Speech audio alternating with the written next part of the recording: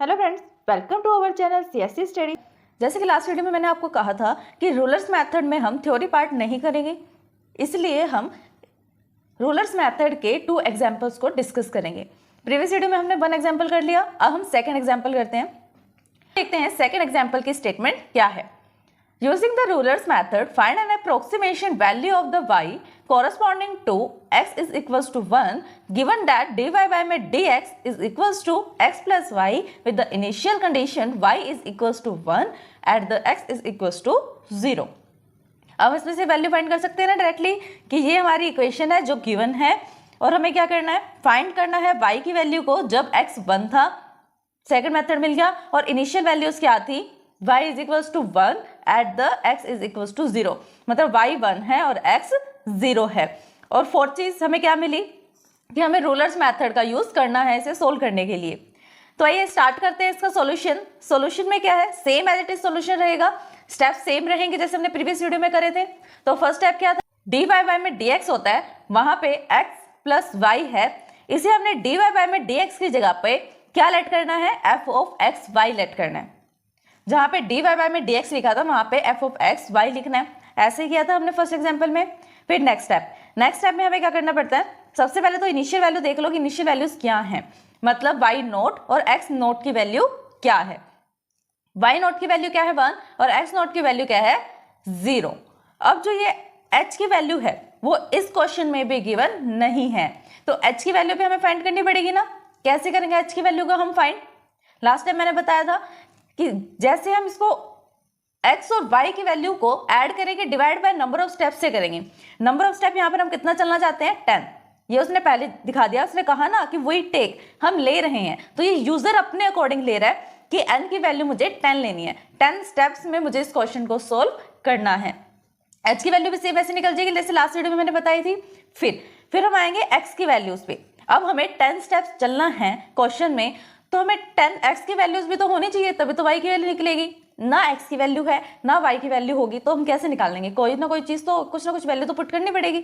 इसलिए हम क्या करते हैं, x की वैल्यूज को फाइंड कर लेते हैं, क्योंकि x की इनिशियल वैल्यू हमें गिवन है। x की इनिशियल 0 में आप h प्लस करोगे, कैसे प्लस करोगे, नॉट प्लस h कितना होता है, x1 होता है, x2 क्या होता है, x1 प्लस h।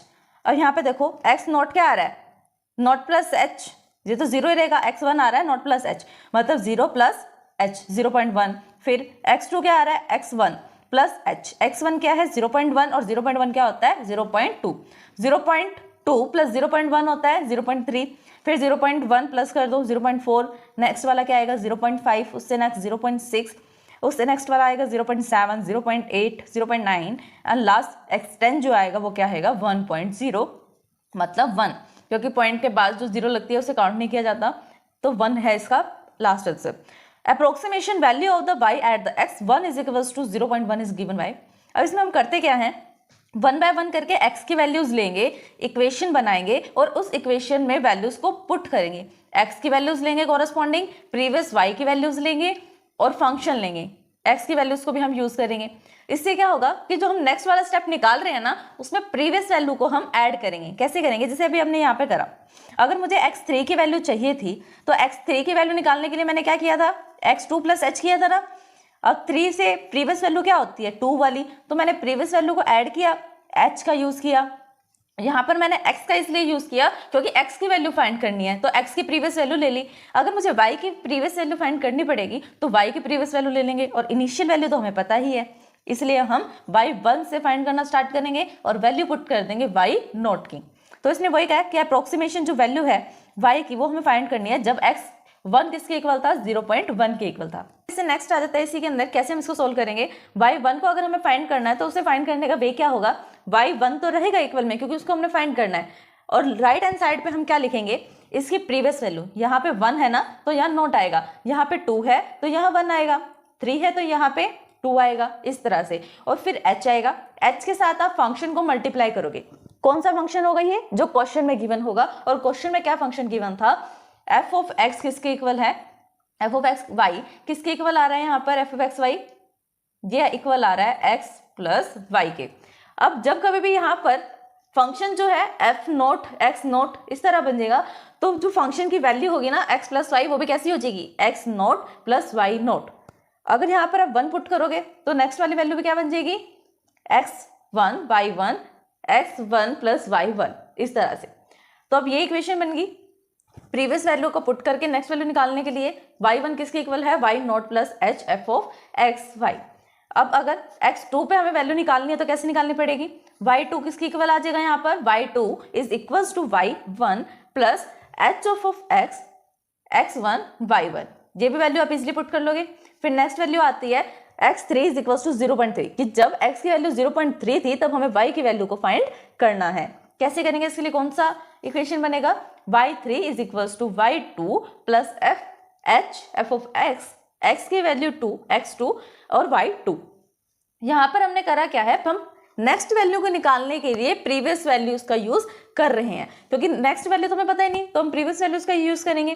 फिर आता है 4 वाला टर्म। 4 में क्या करते हैं, y4 को निकालने के लिए y4 is equals to y3 plus H F of x3 और y3 को फाइंड करते हैं। बाकी तो नॉर्मली है, आपने फंक्शन लेना है, फंक्शन के अंदर जो प्रीवियस वैल्यूज थी उसके अकॉर्डिंग पुट करना है, पुट करने के बाद आपका आंसर आ जाएगा। The approximation value of y at the x5 is equals to 0.5 is given that. तो x5 तो हमें गिवन है, लेकिन y5 की वैल्यू कैसे निकालेंगे, y5 की वैल्यू निकालने के लिए y4 plus H F x of 4 और y ऑफ 4 की वैल्यू हम फाइंड करेंगे। The approximation value of the x6 is equal to 0.6 is given by y6 is equals to y5 plus H F of x5 और y5 इस तरह से value find हो जाएगी। Approximation value of the y at the x7 is equals to 0.7 is given that. अब y7 की value निकालने के लिए हमने क्या किया, y7 को किसके इक्वल रख दिया, y6 plus H F x6 and y6, ये निकल जाएगी यहाँ से वैल्यू। फिर 8 पे भी सेम ऐसे निकलेगी, x8 किसकी इक्वल है 0.8 के, तो x8 तो है 0.8 के इक्वल में, लेकिन y8 किसके इक्वल आएगा, y8 is equals to y7 plus H F of x7 plus y7 की। 9 स्टेप में क्या है, y9 is equals to y8 plus H F of x8 और y8।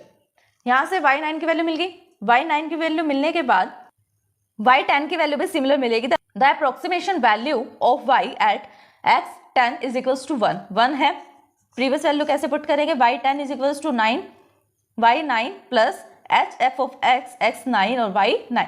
अब इससे जो लास्ट मेथड से जो लास्ट हमने आइटरेशन फॉलो किया है 10 तक, उसका जो आंसर आएगा वो किसके इक्वल आ जाएगा, y के वैल्यू के इक्वल आ जाएगा। वही हमारा फाइनल आंसर होगा कि does at the x 1.0 the required approximation value y is equals to 3.18। so this is our answer। अगर इस वीडियो को समझने में आपको कोई भी परेशानी आती है या डाउट होता है तो आप हमें कमेंट कर सकते हैं। Thanks for watching my video. अगर आप सीएससी में ऑल सब्जेक्ट्स में थ्योरेटिकली एंड प्रैक्टिकली परफेक्ट होना चाहते हैं तो हमारे चैनल सीएससी स्टडी को सब्सक्राइब करें, बेल आइकन को प्रेस करें ताकि सबसे पहले अपडेट आपको मिले। वीडियोस को लाइक शेयर सब्सक्राइब करना कमेंट करना ना भूलें।